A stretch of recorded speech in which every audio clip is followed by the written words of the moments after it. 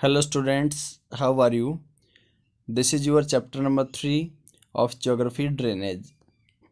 The term drainage describes the river system of an area.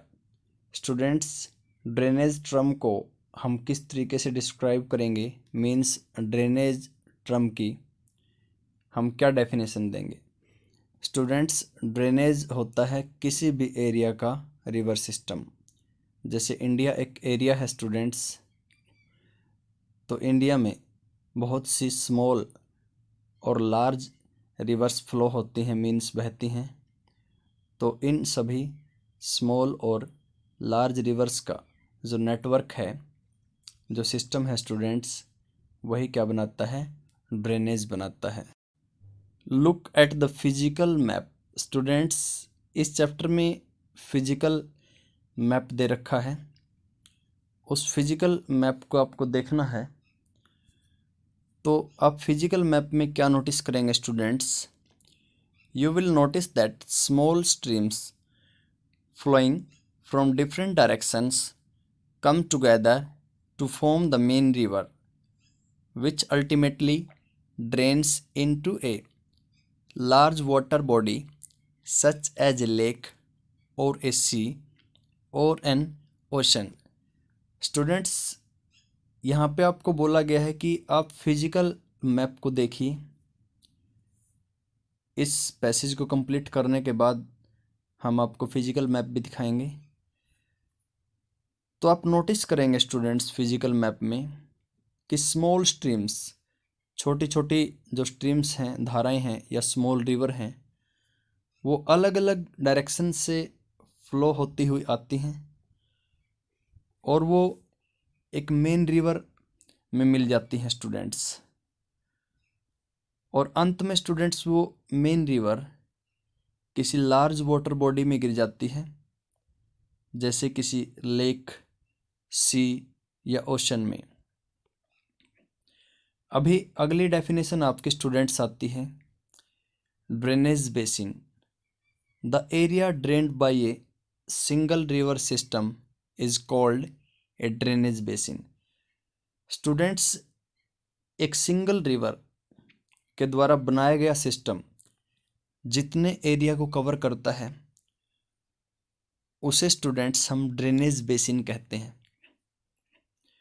Drainage में तो students किसी area की सारी रिवर आ जाएंगी, चाहे वो स्मॉल रिवर्स हैं चाहे लार्ज रिवर्स हैं। लेकिन ड्रेनेज बेसिन में स्टूडेंट्स एक सिंगल रिवर होगी और उसकी ट्रिब्यूटरीज होंगी। ट्रिब्यूटरीज होती हैं स्टूडेंट्स वो स्मॉल रिवर्स जो मेन रिवर में आके मिल जाती हैं, उन्हीं को बोलते हैं ट्रिब्यूटरीज। तो एक रिवर जो मेन रिवर होती है और उसमें मिलने वाली स्मॉल रिवर्स जितने भी एरिया को कवर करती हैं, वही क्या बनता है students, drainage basin. Students, ultimately और ड्रेन्स, अल्टीमेटली का मीनिंग होता है स्टूडेंट्स अंततः, और ड्रेन्स का मीनिंग होता है निकासी हो जाना या किसी दूसरी चीज़ में मिल जाना। मीन्स जो लार्ज रिवर या मेन रिवर स्टूडेंट्स अपनी स्मॉल रिवर्स को लेके चलती है, तो वो अंत में मीन्स अल्टीमेटली कहाँ पे ड्रेन्स हो जाती है या गिर जाती है, मिल जाती है। तो वो लार्ज रिवर स्टूडेंट्स अपनी स्मॉल रिवर्स को लेकर के वो ड्रेन्स हो जाती है मीन्स गिर जाती है। कहाँ पे स्टूडेंट्स, किसी दूसरी वाटर बॉडी में। वो लेक भी हो सकती है, सी भी हो सकता है या कोई ओशन भी हो सकता है। तो स्टूडेंट्स ये है वो फिजिकल मैप जिसके हम बात कर रहे थे। अभी आपको बोला गया था कि आप फिजिकल मैप को केयरफुली ऑब्जर्व करिए, तो उससे आप देखेंगे कि एक लार्ज या मेन रिवर अपने स्मॉल स्ट्रीम्स या स्मॉल रिवर्स के साथ में किसी ओशन, सी या लेक में गिर जाती है। तो स्टूडेंट्स, यहाँ पे मैं आपको गंगा रिवर के बारे में बताऊंगा कि गंगा रिवर के अंदर मिलने वाली स्मॉल स्ट्रीम्स कौन सी हैं, और गंगा रिवर अपनी स्मॉल स्ट्रीम्स या रिवर्स को लेकर के कहाँ पे गिरती है। तो स्टूडेंट्स देखिए मैप में, ये गंगा रिवर है स्टूडेंट्स ये, और यहाँ तक जाती हुई स्टूडेंट्स ये बे ऑफ बंगाल में गिर जाती है। तो मैंने आपको ये गंगा रिवर का पथ दिखा दिया है, मीन्स रास्ता दिखा दिया है। स्टूडेंट्स आप देख सकते हैं गंगा रिवर की कुछ तो स्टूडेंट्स लेफ़्ट साइड ट्रिब्यूटरी हैं, जो अपर साइड में हैं वो तो लेफ़्ट साइड ट्रिब्यूटरीज हैं, जैसे स्टूडेंट्स ये घाघरा, गंडक, कोसी। और जो लोअर साइड में है नीचे स्टूडेंट्स, उनको हम बोलेंगे राइट साइड ट्रिब्यूटरीज।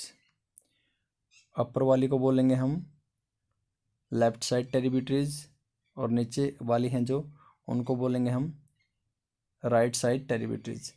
स्टूडेंट्स जो राइट साइड से या लोअर पार्ट से रिवर्स गंगा में आके मिलती हैं, जो स्मॉल रिवर्स मिलती हैं, वो हैं स्टूडेंट्स चंबल, इसके साथ साथ यमुना भी यहाँ से आ रही है, बेतवा, और ये सोन रिवर स्टूडेंट्स। तो देखिए ये बन गया ड्रेनेज बेसिन, और ये ड्रेनेज बेसिन किस रिवर का है स्टूडेंट्स, ये है गंगा रिवर का।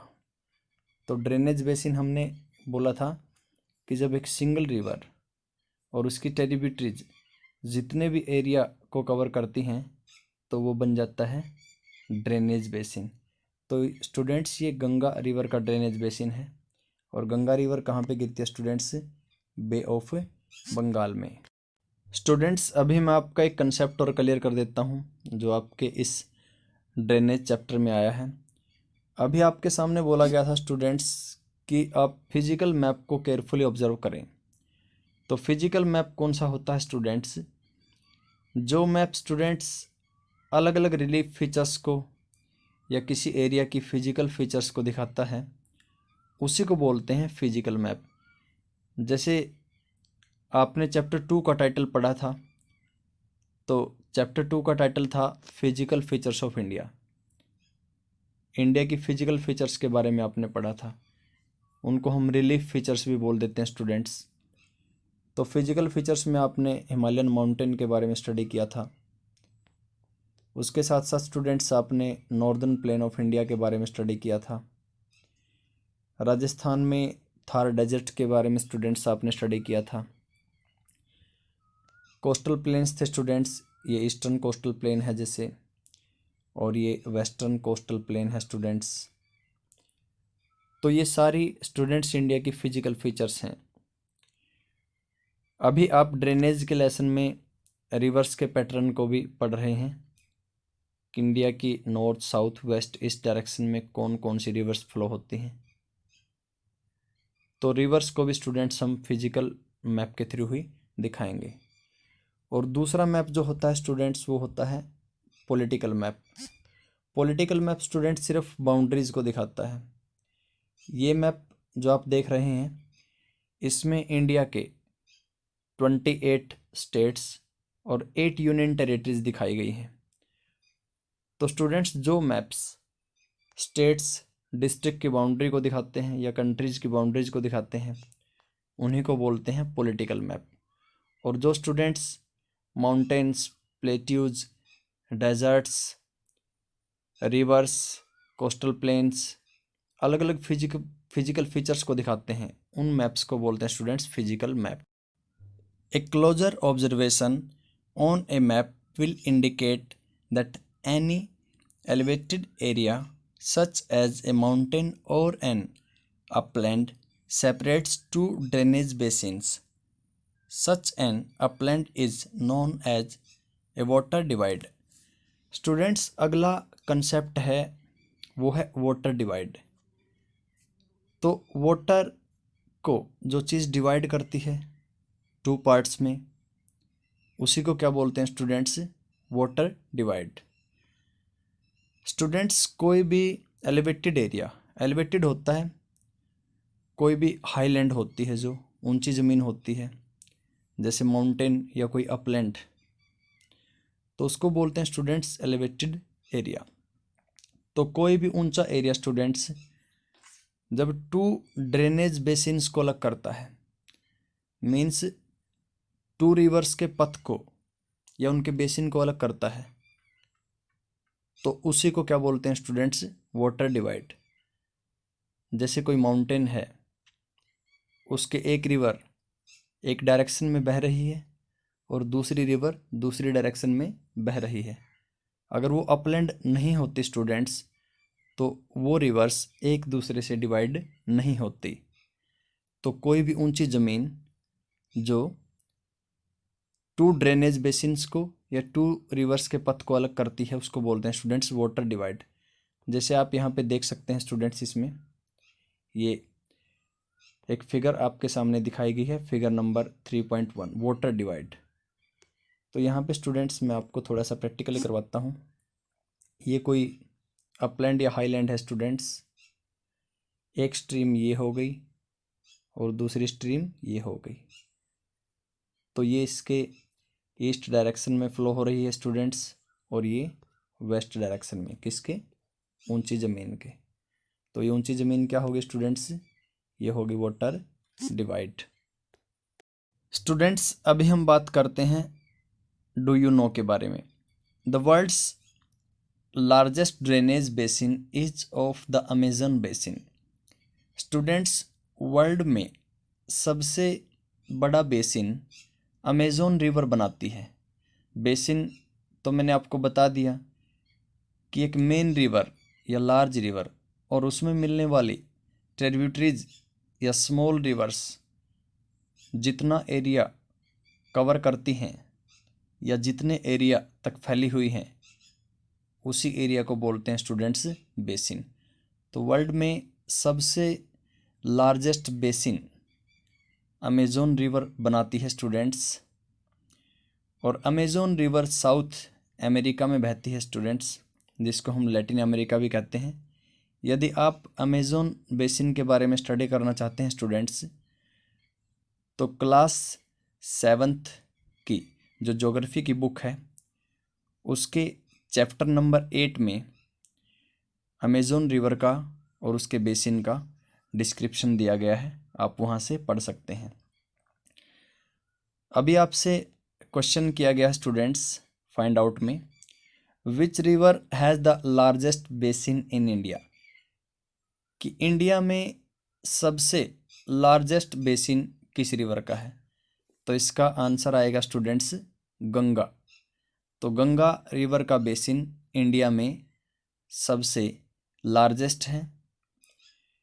गंगा और उसकी ट्रिब्यूटरीज या स्मॉल रिवर्स इंडिया में सबसे ज़्यादा एरिया कवर करती हैं, उसी को बोलते हैं स्टूडेंट्स बेसिन।